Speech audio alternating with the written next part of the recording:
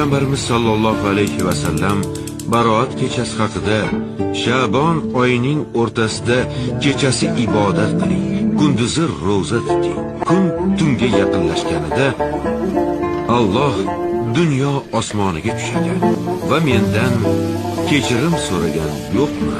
Uni kechiray. Mendan rizq so'ragan yo'qmi? Unga rizq beray. Musibatga uchragan yo'qmi?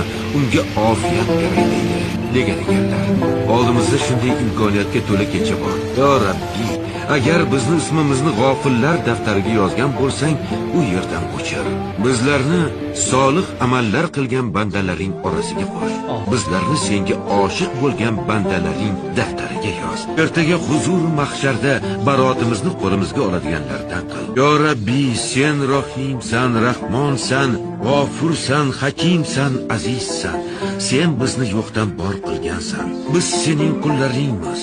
Osiymiz, gunohkormiz. Afinga tayanib isyonkor qullaring orasiga kirgan bo'lsak, bizlarni kechir. Amin.